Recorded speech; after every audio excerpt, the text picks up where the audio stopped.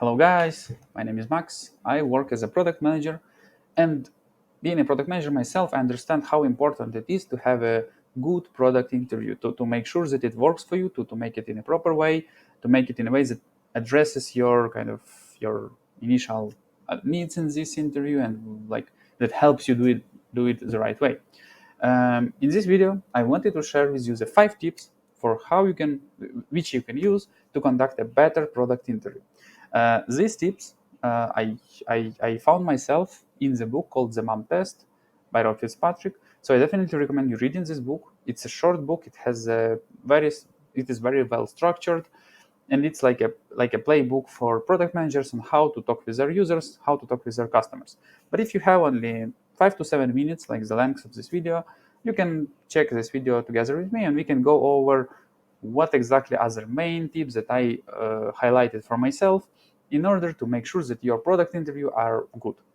As a quick tip that I wanted to share with you guys before going into details is that interviewing users sounds pretty simple. There is no anything complex in this. But as many things in our life, when it feels simple in theory, practice may be different. So sometimes you may have different situations when you don't know what to say, when you don't know how to use it for you, when you don't know how to make it valuable for you. So my recommendation for you will be just to practice more. As many things in this life, conducting good interviews is about practicing. So the more you practice, the better these interviews uh, work for you. So that's the tip from myself that I noticed in my career, in my work, and I definitely recommend you also try more, practice more, and then it will work for you better. But let's get to the tips that I wanted to share with you in the beginning. So the first one is listen. Okay, it sounds simple if you and it makes sense, right? If you have interview, you want to listen to this person, you want to listen to them to understand what they are talking to you. The key thing here is not just to listen physically, but also to listen to what exactly the person is saying without interrupting them, in case you in case they still share some insights for you.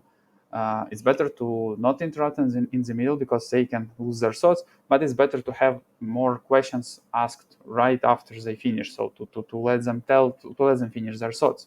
Second thing, when we speak about listening, it means that you shouldn't pitch your product. So naturally, as someone who is working on a product, on something, on some services, maybe on anything that may be there. So as someone who works on them, you want to sell them, you want to make them in demand, you want to make them successful. In this case, if a person is sharing their insights, they may they may not like your product, they may think that it's not useful for them. So in this case, if let's say if they tell you that it's not useful for them, you don't want to pitch to them, you don't want to make them think otherwise, because it's not a sales call, it's an interview call, it's an interview that allows you to extract some information from this user. In this case, you don't want to tell them, hey, you're on, my product is great, please buy it, something like this. You don't want to do this. You want to listen to them and to ask, why don't you think it doesn't work for you? Why do you think it's not something that you need right now, right? So that's about listening. So when you do the interviews, listen to the person who is telling you, and try to understand. Like, third thing about listening is to understanding the logic behind what they say. So follow if it makes sense for you of what they say. If they say something like, I don't think this product is useful for me, you don't want to just say, okay, yeah, it's not useful, okay, fine, bye. You don't want to do this. You want to dig deeper and to understand why it works, like to follow the next logical step, okay, to go from what they say and to try to break it down further and to understand what exactly is behind this, yeah, what is the reason for it. Second, you want to avoid compliments.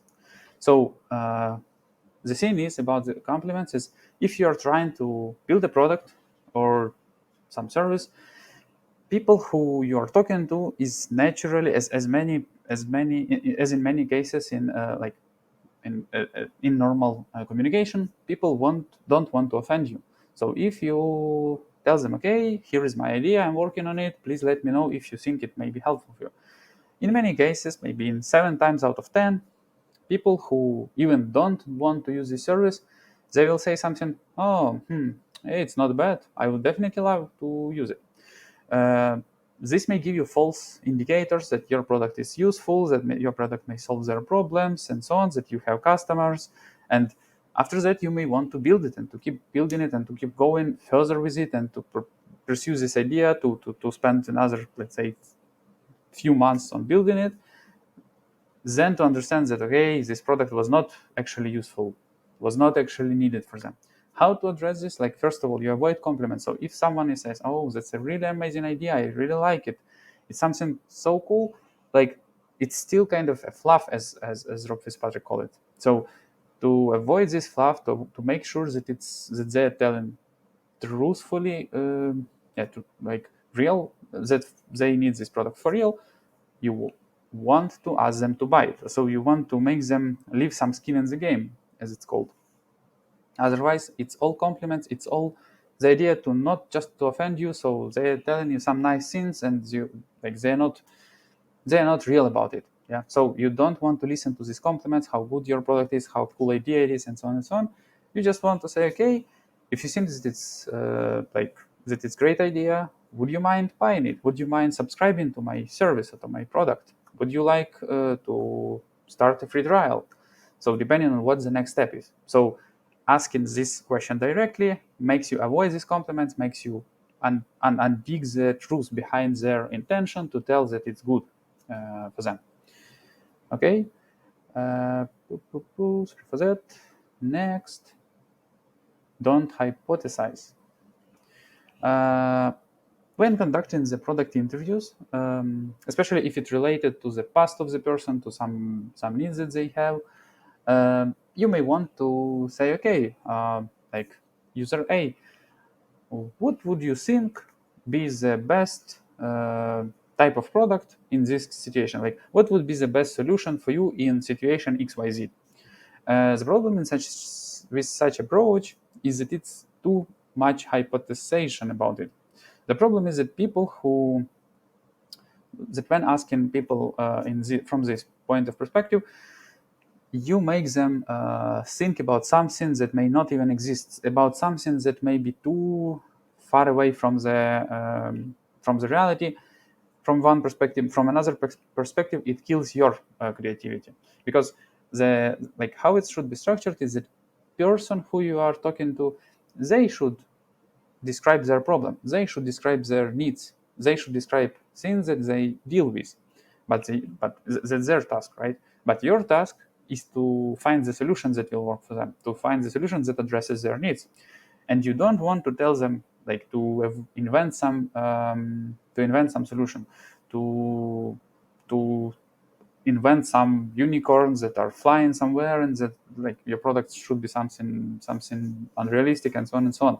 So what you don't want to do is to hypothesize, to imagine something that doesn't exist, but what you do want is connecting to some real cases in their life. So for example, instead of asking what would be the best perfect solution for you, instead you could ask, okay, like last time when you did XYZ, how did it look like? What was your real use case? What was your real habit? What was your real situation? What was the details about it? And framing the question in this way allows you to avoid hypothesization, and at the same time to let the user tell their real problems, not their solutions, that imaginary things that they think they may have, but something that would definitely be realistic and something that would help you build this product, address their needs, and like build a successful product, basically, that will address the real needs, not the hypothetical ones. Oh, don't be an asking machine. The first one. So the first tips that I wanted to share with you guys was about the way to conduct an interview. So people love human communication. They don't love being interviewed like question one, this one, question two, that one, question three. So it's not normal communication, and people get frustrated about it. People may be not so comfortable doing such interview. People may be they may not expand more ideas in this form, and they may be answering your questions only without giving you more context, without giving you some details that would help you otherwise. So instead of being an asking machine, as I called it here, you may want to conduct a real human communication. So it should be a dialogue.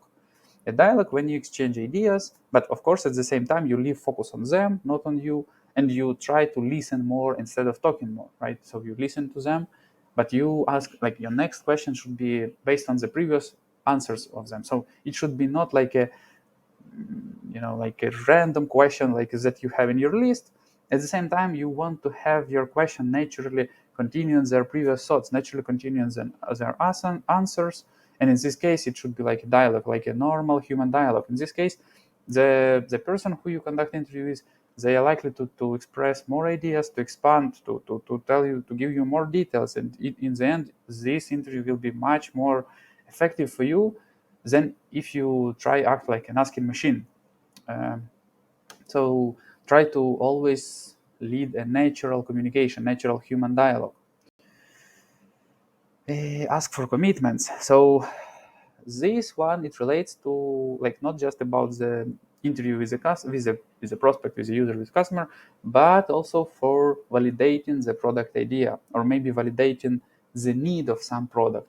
So let's imagine if, and again it relates to the previous one, remember about the compliments that I mentioned previously. So for example, someone tells you, like, you ask, like, do you have problem with something, I don't know, with some habit in their daily life, maybe with, clean windows, and you ask them, do you have problems that your windows get dirty? They say you, yes, and you say, okay, I have a project that allows you to keep your windows clean, so if you want we can try, and so on and so on. So people say, wow, it's an amazing idea, I definitely need my windows to be clean. If you think that I can, like, buy it or something like this, please let me know, and once you build it, let me know about it. And if you think, okay, let me build my service in 3 months or in half a year, and I'll get back to you, chances are pretty high that if you think, okay, this is my first customer, okay, I will build the service to them, you will do it, you will invest lots of time and resources, and when you get back to them, they say, maybe that problem is not so kind of painful for me. Maybe we can do it next time. Maybe, I don't know, I change my mind or something like this. So usually people who kind of promise you to use your service or to buy a product in the future, they may not necessarily do it, and they may be trying to do it, to tell it, like they may be telling it to you just because they want to be nice, or they don't want to offend you. In this case, what helps is asking for commitments. So if someone tells you, okay, your product is great idea, it's a great product idea, having clean windows would be definitely helpful, and I would be ready to pay you, let's say, $10 per month for keeping my windows clean, then you can say, okay, please, let's do some commitment. Let's uh, do you want to buy my service for 6 months? Not for $60 if you say $10 per month, but let's say for $30 with a huge discount as an early bird, right? Or do you want to leave me your email and like to let me reach you out later? Or do you want to recommend my service to your friends who also want to have their windows clean? So these all are different types of commitments.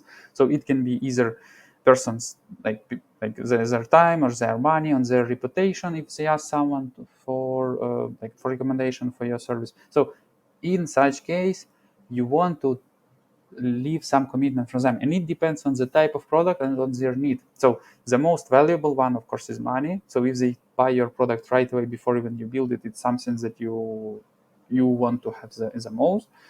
Or it can be some contacts, like their email, their phone number, or maybe even their friend's recommendation. Or maybe if they work for a company and their boss is let's say, if they are not the decision maker in this process, maybe they want to let the decision maker know about it, right? Maybe these are all different types of commitments. All of them have different power, and you always want to aim for the highest one, for the one that brings your most certainty that once this user is committed or once this person is committed, it makes sense. It means that the idea is valid, and that you once you build this product, you will be able to sell it to them, or you will know that they will use it. So that's kind of the idea behind commitments, that you don't want just to ask them if they need something, and then that's it. So you want them to commit to it, right, and to have some proof of that this will be useful for them.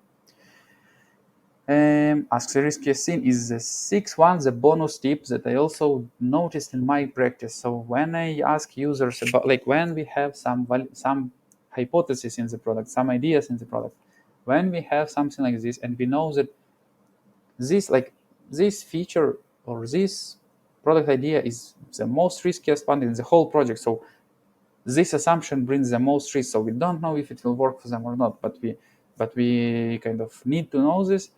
Don't be afraid of asking it. If this thing that you want to ask them, if this question might kill your business idea, so for example, with our Clean Windows project, we can say, okay, if the user doesn't even need this window to be cleaned, like if they can clean them themselves and they're not ready to pay for someone else for doing it, if you want to ask it, you should ask it. Like you should aim for asking the riskiest thing. Why? Because it brings you the confidence in this idea, and it uncovers the reality sooner, because it's better to understand that your idea, like in the worst case scenario, that your idea is not valid, that it will not have demand, and it will not work for you. It's better to understand it sooner than later. Otherwise, if you understand it later, you will spend more time, you will invest more resources into this, and it's definitely not something that you want to do. So it's better to avoid it. Yeah, that's pretty it. Wow, 7 minutes. So I wanted to make this video for 7 minutes for you guys. It turned out into 17 minutes. So it's definitely for me to work on. Okay, but I can say that it's 17 minutes like this. Thank you very much, guys, for your attention. This was my first video of this product insights.